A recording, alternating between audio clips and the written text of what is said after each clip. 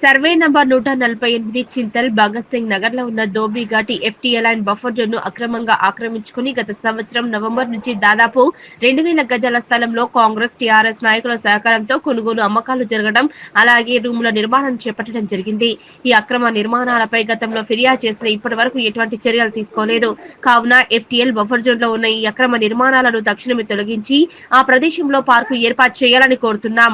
అదేవిధంగా Jagadgirigutta pipe line నుంచి వచ్చే 30 ఫీట్ల నాలాను పునరుద్ధరించి అందమైన ప్రదేశంగా తీర్చిదిద్దాలి. ఈ విషయమై చింతల్ కాలనీ ప్రజలతో కలిసి డిప్యూటీ కమిషనర్ మల్లారెడ్డికి ఫిర్యాదు చేశారు. ఈ వారంలో చర్యలు తీసుకోకపోతే హైడ్రా కమిషనర్ కు, డిప్యూటీ కమిషనర్ కు ఫిర్యాదులు చేస్తామని అధికారులకు తెలిపారు.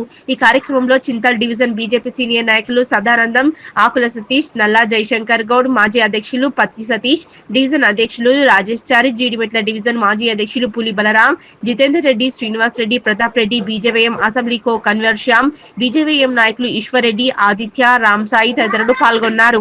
148 సర్వే నంబర్ కింద ఉన్నదో ఆ సర్వే నంబర్ కింద ఉన్నటువంటి 23 నుంచి 27 ప్లాట్లు చేశారు. ఆ 27 ప్లాట్లు నేను అడిగినప్పుడు వాళ్ళు అక్కడున్నే పక్క బస్తీ వాళ్ళు ఏమన్నారంటే ఓన్లీ కమిటీ మెంబర్లకే ఇస్తామని చెప్పారు. అది ఒక బిజినెస్ గా భావించి బిజినెస్ గా బయట వాళ్ళకి అమ్ముతూ అది ఇవ్వడం జరుగుతుంది. భారతీయ జనతా పార్టీ కార్యకర్తలుగా మేమందరం ఒకటే చెప్తున్నాం ప్రజలందరికీ, ఎవరు కూడా కొనొద్దు, కొని మోసపోవద్దని కోరుతున్నాం. సర్వే నెంబర్ 148 భగత్ సింగ్ గారికి సంబంధించిన ల్యాండ్ దోబిఘాట్ వాళ్ళకి ఇచ్చారు. వాళ్ళు ఏం చేస్తున్నారంటే దోబిఘాట్ పక్కన కొంతమంది లీడర్లు, రాజకీయ నాయకులు కలిసి పేదలకి కొంత జాగా ఉంది అక్కడ 20 ప్లాట్లు చేసి 50 గజాలు 60 గజాలు 20 లక్షలు అమ్ముతున్నారు. అక్కడ కొంతమంది పేదలు ఇల్లు కట్టుకుని ఉన్నారు ఆల్రెడీ. దోబిఘాట్ వాళ్ళు ఉన్నాయి. అట్లాంటి వాళ్ళకి ఫ్రీగా ఇచ్చినా బాగలేదు. కానీ అది ఏమవుతుందంటే దాంట్లో కొన్ని ప్లాట్లు వాళ్ళకి ఆశ చూపించి వాళ్ళ మీద గన్ను పెట్టి వాళ్ళు ఆ ప్లాట్లు అమ్ముకుంటున్నారు. అమ్ముకుని ఒక్కొక్క ప్లాట్ దాదాపు 25 లక్షలు అమ్ముకుంటే కొన్నవాడు నష్టపోతుంది. అది నాలా ఎదురుకుంట నుంచి వస్తున్న నాలా మొగళ్ళ చెరువు అంటారు. ఆ చెరువు పక్కన ఉన్నది బఫర్ జోన్కి వస్తుంది. ఒక కాలనీ ఉన్నది, మా పట్టవారి కాలనీ ఉన్నది. దానికి బడ్జెట్ దాన్ని ఇస్తే పార్క్ డెవలప్ చేస్తాము. పార్క్ లేదు, అక్కడ ఏం లేదు. ఈ ఉన్న కొంచెం జాగా కూడా ఈ కాంగ్రెస్ గవర్నమెంట్ వచ్చిన తర్వాత కబ్జాలు చేయగలరు. గౌరవపడుతున్న రాజకీయ నాయకులు అసలు చూపించి దాంట్లో ఇల్లులు కట్టుకొని పేదలకి గరీబ్ వాళ్ళకి అమ్ముతున్నారు. కొంతమంది దీంట్లో కొన్నవాడు నష్టపోతున్నారు. ఇప్పుడు కాకుండా ఎప్పటికైనా డిమాండ్ చేస్తారు. ఎందుకంటే దాంట్లో రిజిస్ట్రేషన్ లేదు, వాళ్ళకి ఏం లేదు.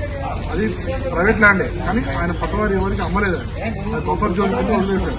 దాంట్లో కొంతమంది స్వార్థపరులు వాళ్ళకి రోజు గంటలకు ప్లాట్లు ఆశ చూపి మిగతా దగ్గర 15-20 ప్లాట్లు అమ్ముకుంటారు. అమ్ముకొని దాన్ని వ్యాపారం చేస్తున్నారు. కాబట్టి దాన్ని అధికారులు మల్లారెడ్డి గారికి ఇచ్చాము.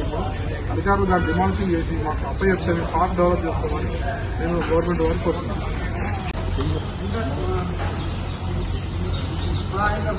నమస్తే.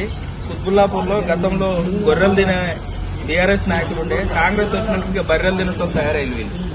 ఏదైతే కాంగ్రెస్ గవర్నమెంట్ వచ్చిందో 10 సంవత్సరాల అధికారం లేకుండా ఇప్పుడు ఏదైతే కాంగ్రెస్ గవర్నమెంట్ వచ్చినాక కొందరు చోటామోటా నాయకులు కలిసి ఏదైతే జగద్గిరిగుట్ట పైనుండి వచ్చే ఏదైతే మొగుళ్ళ చెరువు అన్న చెప్పినట్టు ఇక్కడ మొగుళ్ళ చెరువు ఉండే టోపో షీట్ లో క్లియర్గా ఉంది. చెరువు ఉంది కాబట్టి ఆ చెరువు పక్కన ఏదైతే ఏదో దోబిఘాటు తర్వాత దేవేందర్ గౌడ్ గారు ఉన్నప్పుడు పట్టాలు ఇవ్వడం జరిగింది.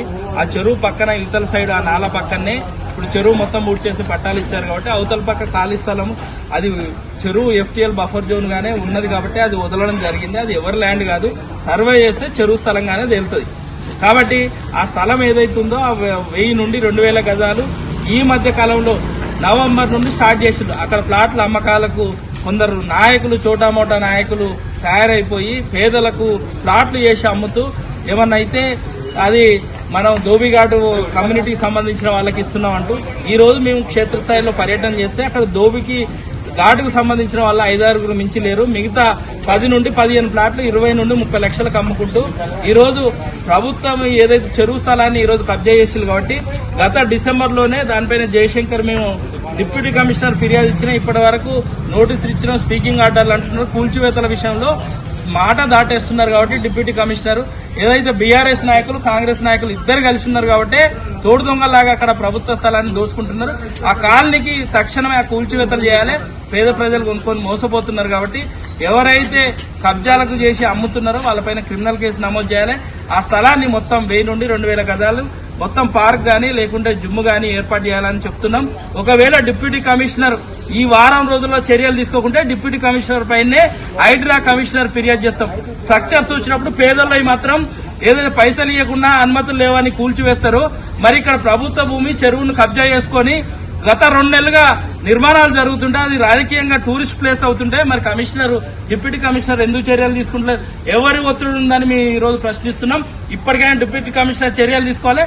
చర్యలు తీసుకోకుంటే హైడ్రా కమిషనర్ డిప్యూటీ కమిషనర్ పైనే ఫిర్యాదు చేస్తామని హెచ్చరిస్తున్నాం.